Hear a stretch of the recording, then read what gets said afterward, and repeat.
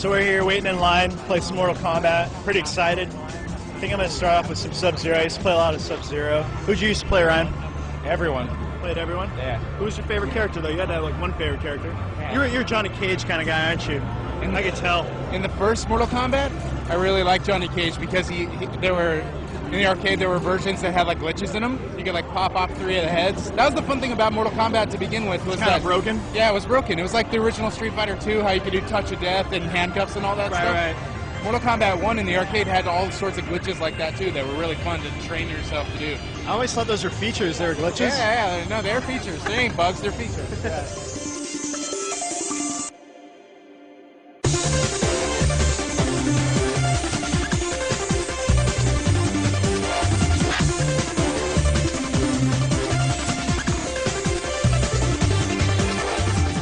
It just looks right. Like when I saw screens and video of it at E3, I didn't have a chance to play it there. I was like, that looks like, you know, Mortal Kombat 2. Yeah. And I loved Mortal Kombat 1. I loved Mortal Kombat 2. Mortal Kombat 3 I played, I wasn't quite as into. And then 4 and everything after I haven't been into. This one just looked right.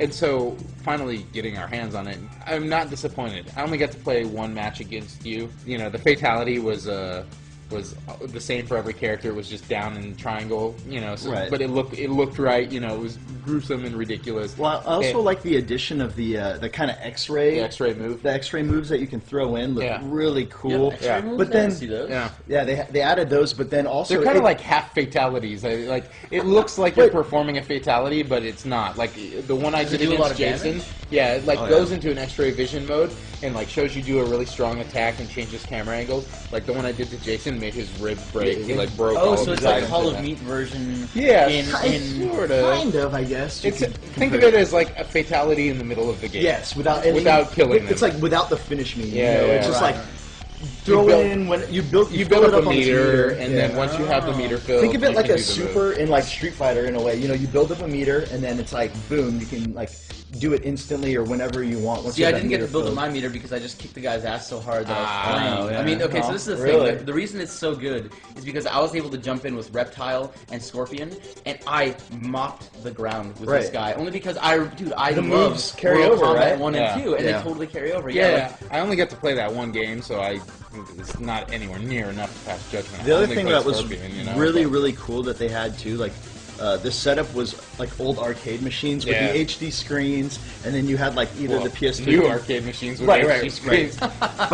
But they still had the arcade machine, you know, body, but then the HD screens, and then we were playing with like, you know, PS3 controllers or Xbox, whichever machine. It was a great layout for a convention booth for sure. Well, I don't know, it brings back memories, you know, back to when I was a kid, you know, playing at the arcade. That said, I would have rather played with sticks. Speaking of arcades, it did bring back the gore and the blood too. You know, a lot of it's there. I even saw them turn away 2 kids because they weren't 18. Right. I felt bad for them, but I wanted to like sneak them in and be like, give them a little taste. Be like, it's all right, man. Go ahead. When we talked to Ed Boon at E3, I didn't see the game, but we did get a chance to talk to him because we were there for an EGM interview.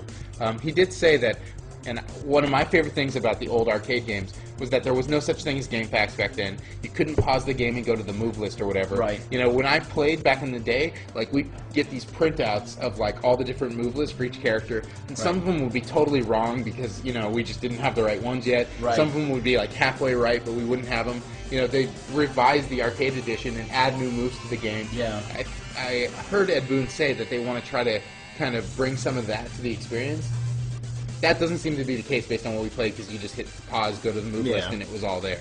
But I kind of missed that everyone sort of had to figure out how to play it as you went along, so I'd like them to keep a bunch of secret crap in the game that isn't easily available, and then, you know, I guess the onus is on me to not go to Game PAX. I don't know if we can relive those days in that way, but at least this game, and I think Street Fighter 4 to some extent, kids these days, they don't know what they got.